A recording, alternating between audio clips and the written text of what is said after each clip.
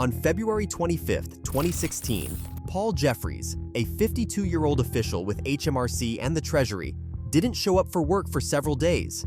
His employer, concerned, asked the police in Mayfield, East Sussex, England, to check on him. Paul had a 20-year tenure at HMRC where he was instrumental in shaping tax and financial policies. He had moved from London to the quieter village of Mayfield, preferring its slower pace. Known to be somewhat reclusive, Paul led a simple life, primarily focused on work and home. When the police arrived at Paul's Grade 2 listed cottage on Coggins Mill Lane, they discovered a gruesome scene. The kitchen was covered in blood, and Paul was found dead on the floor with a tea towel over his face. He had suffered over 40 injuries, including stab wounds and blunt force trauma. His throat was slashed, and his thumb was partially severed. The attack had occurred in several rooms, including the bedroom and lounge. There was broken glass in his bed, a large cut on a pillowcase, and blood on 4 kitchen knives, a knife sharpening steel handle, and a marble rolling pin. A month later, the case progressed when police arrested 17-year-old Ben Bamford, charging him with Paul's murder. An investigation revealed that Bamford and Paul had met a few times previously after initially connecting on the dating app Grindr in 2014, when Bamford was just 15 years old. They lost touch but reconnected on Grindr again in December 2015. They planned to meet up, but unbeknownst to Paul, Bamford had been abusing drugs and owed his dealer around £400. On the day of the murder, Bamford received a threatening text from his dealer Glenn, saying, "I'm not happy. On my boy's life, I will see you today." Another message accused Bamford of treating me like a mug, to which Bamford replied, "I will get it to you. Don't worry."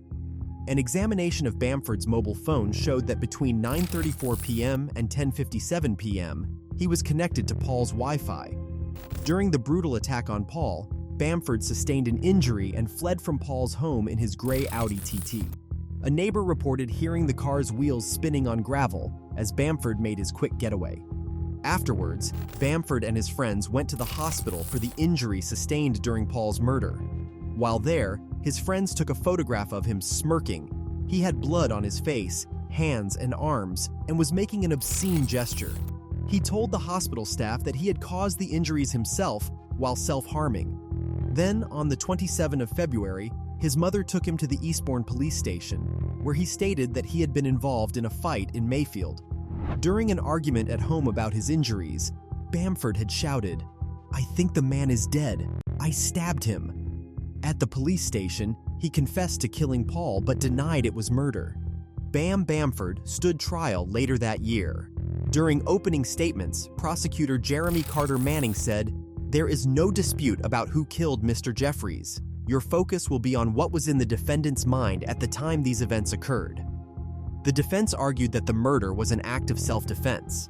Bamford claimed that Paul Jeffries had forced himself on him, prompting Bamford to act in self-defense. He stated, "He did things to me, so I stabbed him." Bamford recounted that they had gone to the bedroom and had sex, but when he told Paul to stop, Paul continued until Bamford said he needed to use the toilet. According to Bamford, he went downstairs to escape but found the door locked. He returned upstairs to retrieve his clothes and phone, grabbing a knife from the kitchen beforehand. Bamford claimed a fight broke out when he went back upstairs, and he denied planning to kill Paul, stating he didn't think to call 999. Bamford said he had gone to Paul's home that day hoping to receive money, as Paul had given him money in the past. The prosecution, however, argued that Bamford had gone over with the intention of killing Paul and then robbing him. Detective Chief Inspector Tanya Jones stated, "This was a brutal attack by a teenage boy who targeted his victim to exploit him for money. The violence inflicted on Paul Jeffries was severe, and the assailant fled the scene in the victim's car. He showed no remorse, even smirking for a selfie just hours later." In November 2016, Ben Bamford was found guilty of murdering Paul Jeffries and was sentenced to life in prison, with a minimum of 16 years.